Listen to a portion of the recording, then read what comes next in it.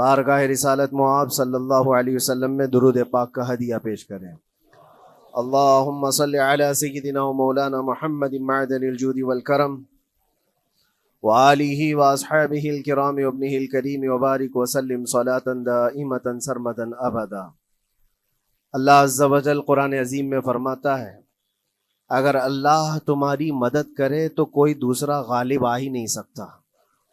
ان ینصرکم اللہ فلا غالب لکم، تم پر کوئی غلبہ حاصل نہیں کر سکتا اگر اللہ تمہاری مدد کرے۔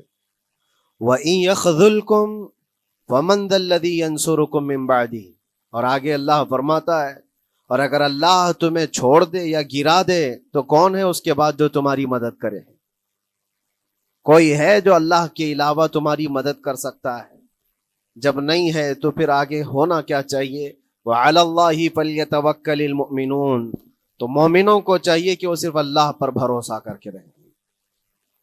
فتح، نصرت، مدد، یہ سب جو چیزیں ہیں بہت سارے لوگوں کے ذہن و دماغ میں ایسے ہے کہ فوراً آ جانا چاہیے۔ کوئی بھی فتح ہو، کوئی بھی مدد ہو، بغیر تمہارے اسٹرگل کیے ہوئے، بغیر مصیبت اٹھائے ہوئے نہیں ملے گی۔ اگر فتح و نصرت یوں ہی آپ کو روزانہ ملنے لگ جائے تو کیا رسول پاک صلی اللہ تعالی علیہ وسلم مدینہ طیبہ میں بیٹھ کر دعا کرتے تو ساری چیزیں فتح یاب نہیں ہو جاتی؟ آپ صلی اللہ تعالی علیہ وسلم کو بدر میں جانے کی ضرورت کیا پیش آتی؟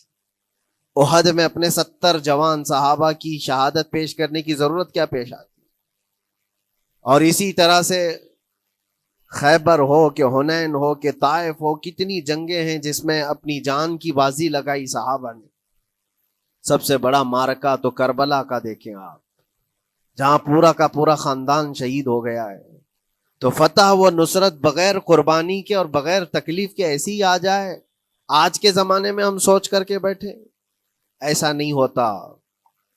اسلام زندہ ہوتا ہے ہر کربلا کے باہر، اور اللہ کی مدد آتی ہے، یہ بھی نہیں ہے کہ نہیں آئے گی۔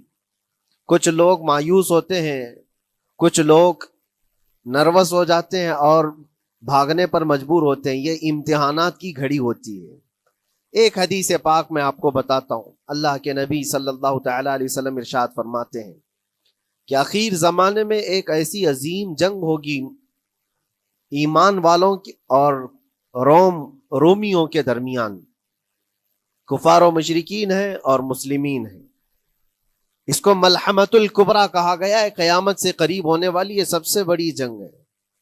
اسی سے آپ اندازہ لگائیں، اللہ کے حبیب صلی اللہ علیہ وسلم ارشاد فرماتے ہیں کہ اس میں کفار و مشرکین 80 جھنڈوں کے نیچے آئیں گے اور ہر جھنڈے کے نیچے 12,000 کی فوج ہوگی، جو تقریباً حساب کرنے پر 9,60,000 کی فوج بن جاتی ہے۔ اگر وہ مومنین سے مقابلہ کرنے کے لیے اتنی بڑی فوج ایک جگہ جمع ہوتی ہے تو پھر اس جنگ کا اندازہ کریں کتنی بڑی۔ اس کو الملحمۃ الکبریٰ کہا گیا ہے اس لیے کہ اس میں گوشت کے چھیتڑے اڑیں گے۔ ملحمہ جو کہا گیا ہے عربی میں کہ گوشت کے ٹکڑے ٹکڑے دیکھے جائیں گے، اس قدر اس میں جانیں جائیں گی۔ اس جنگ کے متعلق جو اللہ کے حبیب صلی اللہ علیہ وسلم نے پیشین گوئی کی ہے، جو پہلے سے خبر دی ہے، وہ کیا ہے؟ فرمایا کہ پہلا دن جب ہوگا مقابلہ کا تو اس میں مسلمانوں کی جماعت میں تعداد کتنی ہوگی یہ تو نہیں بتایا گیا۔ کفار و مشرکین کے تو پتہ ہے کہ 80 جھنڈوں کے نیچے آئیں گے، لیکن مسلمان اور مومنین جو لڑ رہے ہیں ان کی تعداد کا کوئی علم نہیں ہے ہمیں، لیکن یہ پتہ ہے کہ ان میں سے 1/3، ایک پوری جماعت کا 1/3 حصہ میدان چھوڑ کر بھاگ جائے گا۔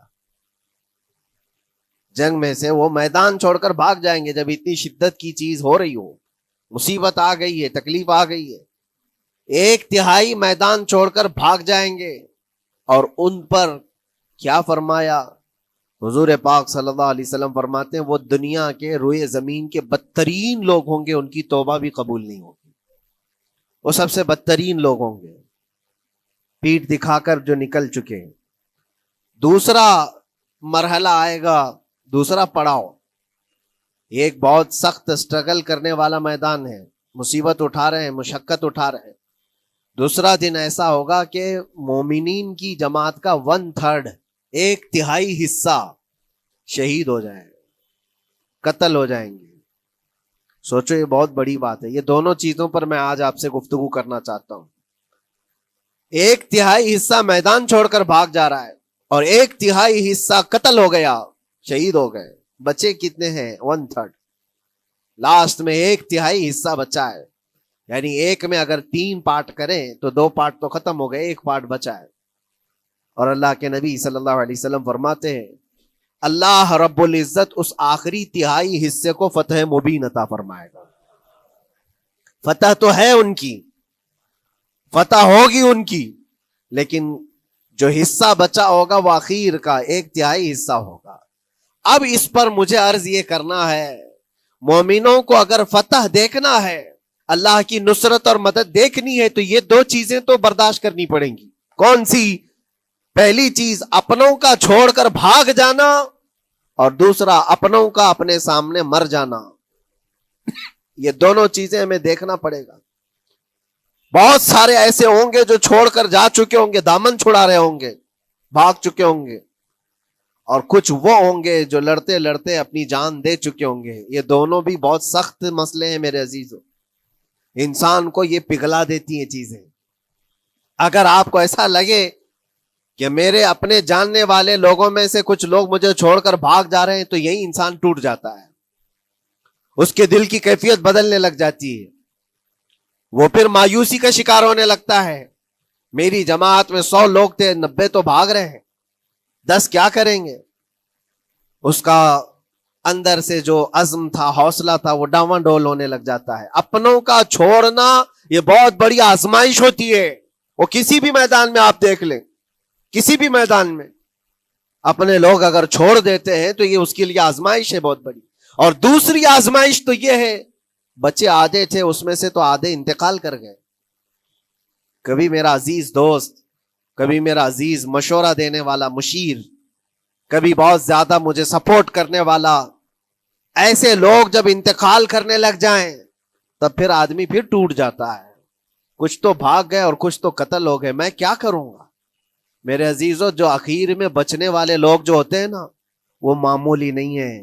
وہ اللہ کی ذات پر سب سے زیادہ توکل کرنے والے لوگ ہیں. ان کو کوئی چیز ہٹا نہیں سکتی. اپنوں کی بے وفائی بھی ان کے قدموں میں لرزہ نہیں لاتی، اور اپنوں کا انتقال ہو جانا بھی ان کے حوصلوں کو نہیں توڑتا. تبھی جا کر کے اللہ تعالیٰ انہیں فتح مبین عطا فرماتا ہے. اور یہ چیز ملحمت الکبریٰ میں دیکھی جانے والی تھی، دیکھی جانے والی تھی، جو قیامت کے قریب ہونے والی جنگ ہے. لیکن میرے عزیزو، آج ہم نے اپنی آنکھوں سے یہ مشاہدہ کیا ہے غزہ کی سرزمین پر، فلسطین میں 15 مہینے کے بعد آج صہیونی حکومتیں اور یہودی غاصب حکومتیں صلح کرنے پر اور ایگریمنٹ کرنے پر مجبور ہو گئی. دنیا ان کے منہ پر تھوک رہی ہے. تم 50,000 سے زیادہ لوگوں کو قتل کر کے صرف 200 لوگوں کو چھڑانے کے لیے آج بھی فتح کا جشن منا نہیں پا رہے ہو، بلکہ پھر جھک کر کے ان کے ساتھ معاہدہ ایگریمنٹ کرنے پر مجبور ہو. یہ فتح ان بچوں کی نہیں ہے تو اور کیا ہے، ان مظلوموں کی نہیں ہے تو اور کیا ہے، جن کے پاس کھانے کو روٹی نہیں ہے اور پہننے کو کپڑے تک نہیں رہ گئے، ان کے علاج معالجے کے لیے دوائیاں نہیں رہ گئی، لیکن عزم اور حوصلہ ایسا ہے کہ اللہ ابھی ہمارے ساتھ. میرے عزیزو، ان کے توکل اور ان کے عزم کے متعلق یہ صرف اور صرف اخبار کی باتیں نہیں ہیں، سوشل میڈیا کی باتیں نہیں ہیں. مخبر صادق رسول کریم صلی اللہ علیہ وسلم نے 1400 سال پہلے ہی بشارت دی تھی. اللہ کے نبی صلی اللہ علیہ وسلم فرماتے ہیں کہ دمشق کے ابواب یا پھر بیت المقدس کے آس پاس رہنے والوں میں ایک جماعت ہمیشہ قیامت تک ایسی رہے گی جو حق کے لیے لڑتی رہے گی. حضور پاک صلی اللہ علیہ وسلم فرماتے ہیں حق کے لیے وہ لڑتی رہے گی، قیامت تک ایک جماعت ہوگی. اور ان کی فضیلت میں میرے آقا فرماتے ہیں کہ ان لا یضرهم خذلان من خذلهم، ان کو دھوکہ دینے والوں کا دھوکہ ان پر کچھ اثر نہیں کرے گا، یا پھر ان کو چھوڑ دینے والے یا ان کی بات نہیں کرنے والے، یہ سب چیزیں ان کو کچھ بھی ضرر نہیں پہنچائیں گی. میں اس سے قبل اسی مسجد میں آپ کے پاس اس حدیث کو دہرا چکا ہوں، بیان کر چکا ہوں. اللہ کے نبی صلی اللہ علیہ وسلم فرماتے ہیں ان کو کوئی چیز نقصان نہیں پہنچائے گی، دھوکہ دینے والوں کی دھوکہ دڑی ان کا کچھ نقصان نہیں پہنچائے گی۔ آپ ہو سکتا ہے سوال کریں، عمارتیں ٹوٹ کر راکھ میں بدل گئی، ہزاروں بچے قبروں میں سو گئے، کتنی عورتیں بیوہ ہو گئیں، کتنوں کے گھر اجاڑے گئے، کتنوں کے ہاتھ پیر توڑے گئے ہیں، بمباری میں وہاں پر کون صحیح سلامت رہا؟ 2 لاکھ کے قریب لوگ متاثر ہوئے، اور مولانا آپ کہتے ہیں حضور نے فرمایا حدیث میں ان کو کچھ نقصان نہیں ہوگا۔ یہ نقصان نہیں ہے تو اور کیا ہے؟ ہو سکتا ہے آپ کے ذہن میں یہ سوال گردش کر رہا ہو، آپ بار بار یہ سوچ رہے ہوں گے اللہ کے نبی نے فرمایا ان کو کوئی چیز نقصان نہیں دے گی، دھوکہ دینے والوں کی دھوکہ دڑی سے ان کا کچھ بگڑے گا نہیں۔ اتنا تو بگڑ چکا، پورا راکھ میں بدل گئے، علاج کرانے کے لیے دوائی تک نہیں ہے، تو پھر کیا؟ اللہ کے نبی نے کیا فرمایا کہ ان کو نقصان نہیں پہنچے گا، ان کو ضرر نہیں ہوگا۔ پھر یہ ساری تکلیفیں اور یہ ضرر کیا ہے؟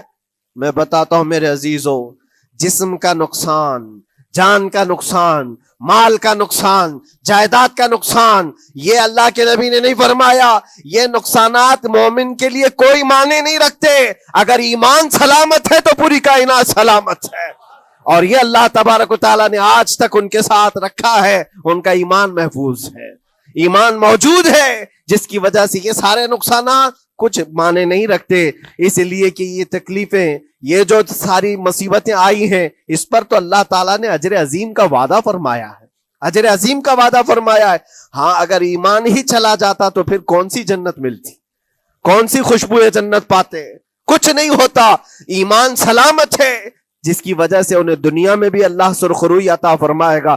ایک بھی جگہ سے کہیں ان نہتے مسلمانوں کو جو غریب مظلوم ہیں اور ٹوٹے پھوٹے ہاتھوں اور ٹکڑے پہنے ہوئے بچے ہیں، ان کو کوئی یہ نہیں کہتا کہ یہ ظالموں کے لوگ ہیں، بلکہ ہر کوئی یہ کہتا ہے ایک ظالم کے خلاف جس کے پاس دنیا کے سارے آئٹم پاور ہیں، لیکن یہ نہتے بچے کھڑے ہیں، دعائیں بھی ان کے ساتھ ہیں اور رحمت الہی بھی ان کے ساتھ ہے۔ سلام ہے ان غزہ کے مظلومین کو، اور وہاں تو بچے، مرد تو مرد، عورتیں، آپ نے سنا ہوگا ان جوان لڑکیوں کا میں نے دیکھا تھا، وہ کہہ رہی تھی کہ ہم رات کو برقع پہن کر کے اور رات کو ہم حجاب پہن کر کے سو جاتی ہیں، اس لیے کہ بمباری میں جب گھر تباہ ہو جاتے ہیں، صبح لوگ لاشیں اٹھانے آتے ہیں تو کہیں ہم بے پردہ لاشوں میں نہ مل جائیں۔ سلام ان بہنوں کو، آج وہ عورتیں سبق لیں ان سے جن کو اللہ نے ہر طرح کی نعمتیں دی ہے۔ تمہارے گھر میں جائیداد بے پناہ ہے، مال و دولت بے پناہ ہے، کپڑے روز بدلنے کے لیے تمہارے پاس ہیں، سب رکھ کر کے تم عورتوں کو آج ہم بازاروں میں جو بے پردہ دیکھتے ہیں، یہ شادی محلات میں ہر جگہ جو عورتوں کی بے حیائی اور بے پردگی دیکھ کر پھر میں سوچتا ہوں سلام ان بہنوں کو جو موت کی رات بھی حجاب ہٹانا نہیں چاہتی، اس لیے کہ دنیا سے جائیں تو اللہ کی بارگاہ میں حجاب کے ساتھ جائیں۔ یہ ایمان ہو تو پھر اللہ تبارک و تعالیٰ کی مدد بھی آتی ہے، نصرت الہی آتی ہے۔ مجھے بتاؤ میرے عزیزوں، 50,000 کا خون کر دینے والا وہ ظالم اور غاصب اسرائیل، وہ اپنے 200 قیدیوں کو چھوڑا کیوں نہیں سکا؟ وہ حاصل کیوں نہیں کر سکا 200 لوگوں کو؟ بلکہ ان میں سے 5 لوگوں کو کیوں نہیں حاصل کر سکا؟ 50,000 کو قتل کر ڈالا، اور وہ بھی سیویلینز کو، شہریوں کو، جن سے تمہارا مقابلہ ہے، ان کی موت کی تو کوئی خبر ہی نہیں آتی۔ جو تم سے برسر پیکار ہیں، جو لڑ رہے ہیں، ان کے موت کی خبر نہیں آتی۔ بچوں کی موت، عورتوں کی موت، ہاسپٹل میں موت، یہ سارا جو ناچ دیکھا گیا ہے 15 مہینے سے ہم دیکھتے آئے، لیکن افسوس اس بات کا ہے میرے عزیزوں، اللہ کا عذاب ان ظالم بادشاہوں پر بھی آئے گا جو ان کی موتوں پر دیکھ کر تماشے کر رہے ہیں۔ وہ اپنی عیاشیوں میں مصروف ہیں، وہ اپنے عیش قدوں میں شراب نوشی اور کباب خوری پر مصروف ہیں، اور ان بچوں کی تڑپتی ہوئی لاشوں پر وہ اپنی کرسیاں سجائے بیٹھے ہیں۔ وہ عرب کے ظالم بادشاہ کہاں ہیں جن کے گھروں میں سونے کے ٹوائلٹ بنائے گئے ہوں، جو سونے کی کرسی پر بیٹھ کر کے حکومت اور تخت بچھاتے ہوں؟ میرے عزیزوں، ان کی بھی پکڑ آنے والی ہے، آپ انتظار کرو، کیونکہ اللہ تعالیٰ قرآن میں فرماتا ہے وَسَيَعْلَمُ الَّذِينَ ظَلَمُوا أَيَّ مُنْقَلَبٍ يَنْقَلِبُونَ، ان قریب ظلم کرنے والے یہ پہچان لیں گے کہ اللہ ان کو کس پلٹی میں گرائے گا، وہ کس پلٹی میں، کس کھائی میں جا کر کے گریں گے۔ اندازہ کرو، ظالم صرف وہی نہیں ہے جو بمباری کرتا ہے اور قتل عام کرتا ہے، ظالم وہ بھی ہے جو تماشائی بن کر کے لوگوں کا سپورٹ کرتا ہے، ان لوگوں کو سراہتا ہے جو ظلم کر رہے ہیں۔ افسوس کا مقام ہے وہ چیختے رہ گئے، چلاتے رہ گئے ہیں، اور پھر اخیر میں وہ بچوں نے پکار کر کے یہ بھی کہا ہمیں کسی جگہ سے مدد کی امید نہیں ہے، نہ ہمارے پڑوسی ملک سے، نہ کسی بہت بڑے مسلم بادشاہ سے، ہمیں امید ہے فتح کی اور مدد کی تو پروردگار عالم سے ہے۔ اور یقیناً مومنوں کے لیے اللہ نے یہی فرمایا وَعَلَى اللَّهِ فَلْيَتَوَكَّلِ الْمُؤْمِنُونَ، اور مومنوں کو چاہیے کہ صرف اللہ ہی پر بھروسہ کریں۔ میں نے دیکھا ہے میرے عزیزوں، یہ دنیا صرف اور صرف لالی پاپ پکڑا سکتی ہے تمہیں، ان کے ہاں مدد کی کوئی گنجائش نہیں ہے، یہ ہمارے ساتھ کھیلتے ہیں، ان کے دلوں کے اندر سے رحم غائب ہے، یہ بچوں کی تڑپتی ہوئی لاشوں کو دیکھ کر کوئی آواز تک نہیں اٹھاتا، جو آواز اٹھانے والا اس کو کیس کر کے بند کر ڈالیں گے۔ جو بھی اگر مظلوموں کے لیے آواز اٹھائے، ان کا پرچم لہرائے، تو کتنے تو یہاں پر ایف آئی آر ہو گئے، بند کر دیے گئے۔ کیوں؟ مظلوموں کے لیے آواز اٹھانا کیا یہ ہمارا رائٹ نہیں ہے، ہمارا حق نہیں ہے؟ تم ظالموں کے لیے علل اعلان بات کر سکتے ہو، ہم مظلوموں کی بات بھی نہیں کر سکتے؟ کیسی بات ہے میرے عزیزو؟ ہم جس دنیا میں جی رہے، اسی لیے میں آپ سے کہتا ہوں اٹھو وہ گر نہ حشر نہ ہوگا پھر کبھی، دوڑو کہ زمانہ چھال اپنی چل گیا، قوت عشق سے ہر پست کو بالا کر دو، دہر میں نام محمد سے اجالا کر دو۔